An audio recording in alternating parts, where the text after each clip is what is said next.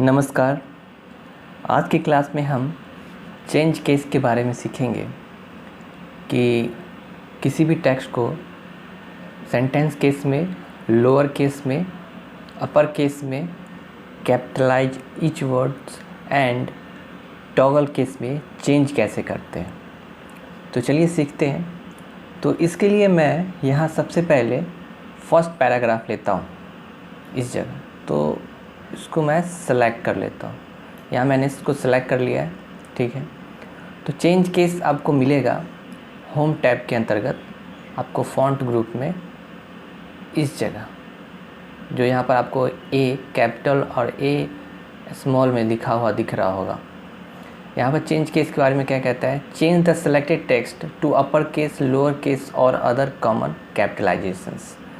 तो इसके बगल में ठीक एक छोटा सा ड्रॉप डाउन मेन्यू मिलेगा।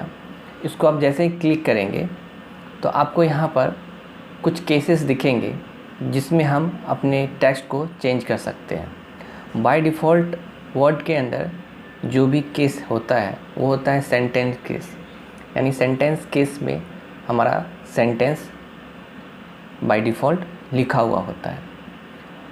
यदि आप इस सेंटेंस केस में जो लिखा हुआ है सेंटेंस, इसको आप चेंज करना चाहते हैं लोअर केस में, तो इसको आप जैसे क्लिक करेंगे सेकेंड वाला ऑप्शंस, तो आप देखेंगे कि आपका जो पैराग्राफ है जो सिलेक्टेड था वो चेंज हो चुका है अब लोअर केस में।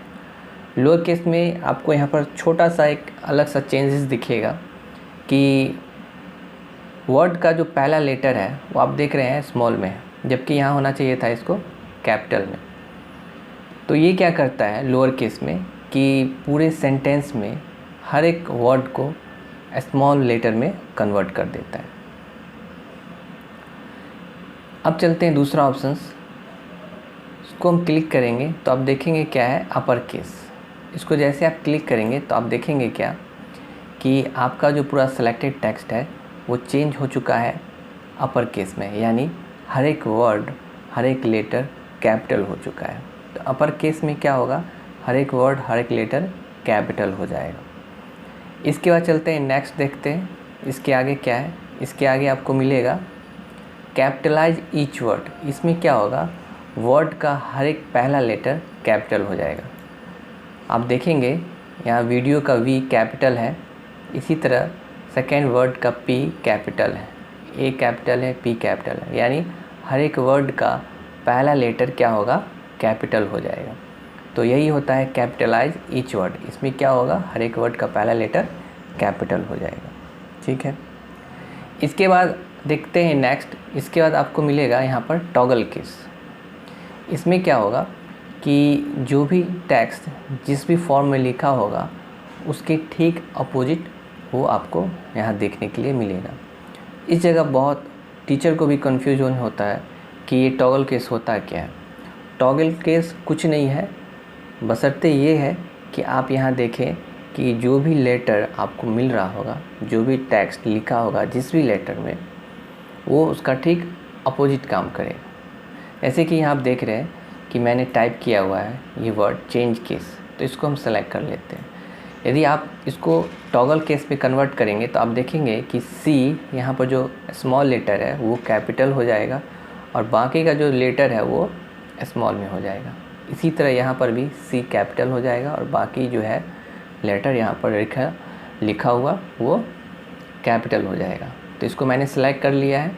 अब यहाँ पर जाएंगे चेंज केस में और यहाँ पर हम क्लिक करेंगे टॉगल केस, तो देखेंगे कि ठीक अपोजिट यहाँ पर आपको देखने के लिए मिल रहा है। जहाँ पर सी कैपिटल था, सी आपका स्मॉल था, यहाँ पर सी कैपिटल हो चुका है और बाकी लेटर स्मॉल हो चुका है।